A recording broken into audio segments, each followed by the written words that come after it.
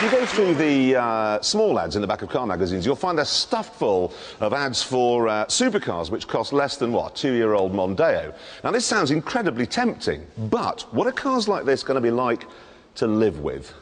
So to find out, we were each given £10,000 and told to go out and buy a supercar that's mid-engined and Italian.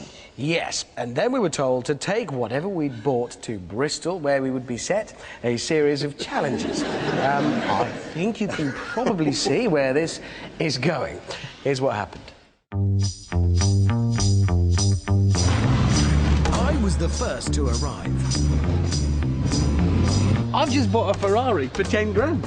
It's a 1979 308 GT4. Look, it's yellow, it's got an engine in the middle, it's got everything. Right. Wait for the others. See what they've got. Jeremy was next to roll up. Behold, the Maserati. It's a Maserati. Maserati Merak. Merak. Yep. Right. Possibly the prettiest supercar ever made. Potentially. £7,000. About 3 grand less than me. That's You've bought I bought a Ferrari 308 No, you haven't. It is a Ferrari. It just isn't a Ferrari. What Richard had bought was never originally called a Ferrari. It was so slow and wet it was actually called a Dino. There's no point going, I bought my George. It's from Asda. You've got a George car. Place. What's this? It's a spare wheel. Hang on, is this a V? They're a V6, aren't they? Yeah, but it's brilliant.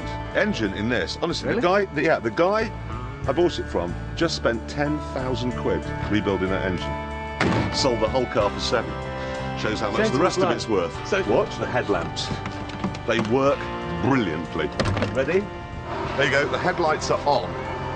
Okay. No, you can see they're on if you get down here. Look, there they are. Look, can you see them? Yeah. Oh, that's a shame. There you have go it. If I let go. You may have noticed we're waffling a bit, and that's because we're waiting for Captain's sense of direction, who we assumed had got lost. You fancy some lunch? Well, it's But getting that way, isn't it? We were wrong. James has bought an A8. He's bought a... At least you made it to the end of our last one of these before getting on one. Right. James, we said a mid-engined Italian supercar, not a truck. Sounds fun. Is that the best you two can come up with? Yes, it is. What is your... That, Apart from gentlemen, Here's the is past. a Lamborghini Urraco. Look at it. Not a very good example. It's is it? superb. Not moving. But, James, let's cut to the chase. OK. It's on a lorry. It's an electrical problem. The Italians invented electricity, as we know.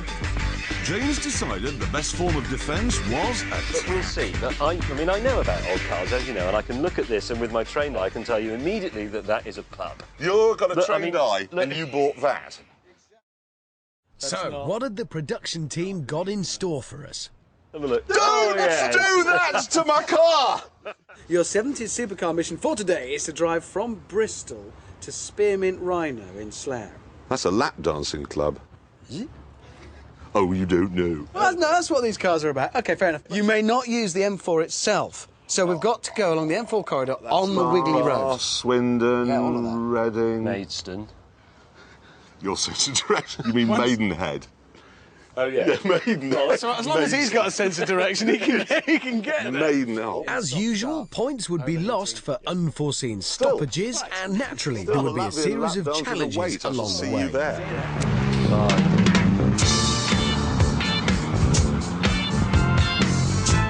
What I love about this particular Merak is that it is the SS, one of the later ones, very rare. They only made 652 of them. Now, this is kind of heavy A-road traffic through town, stop-start stuff. I'd expect it to overheat here, frankly, and nothing.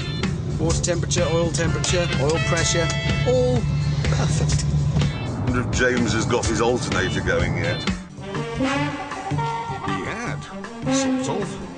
Right, the battery is discharging, the oil temperature is very high, the oil pressure is very low, the engine temperature is off the end of the scale, I'm running out of petrol, but the clock is correct.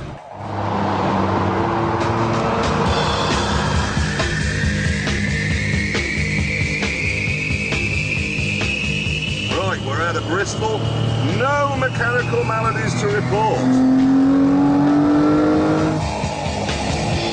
There's smoke coming out of the back of that thing. That's smoke. Hey?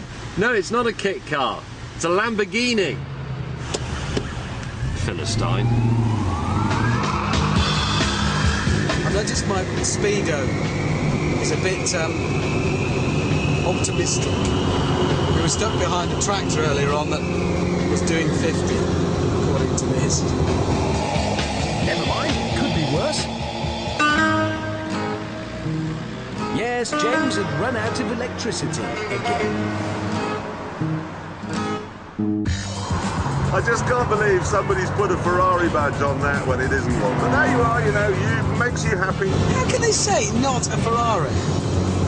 It was named after Enzo Ferrari's tragically dead son and built to fit old man Ferrari himself. What a marvellous day. Sun shining, Maserati to drive, endless scope for laughing at Hammond for buying the wrong car and James for buying one that doesn't work. Actually, I got my car working, and what a car!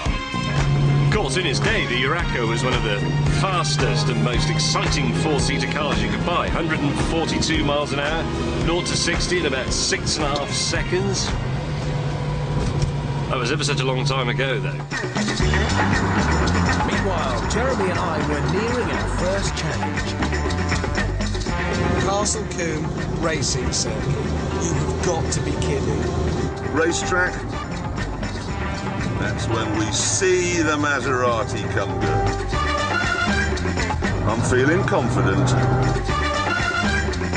So, why was Hammond nervous? You see, my car has a bit of a secret. At the back of it, there's a subframe which on the 308 holds the engine in and the wheels on, keeps them attached to the body, and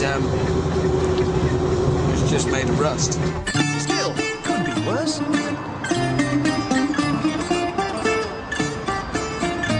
Yes, James had broken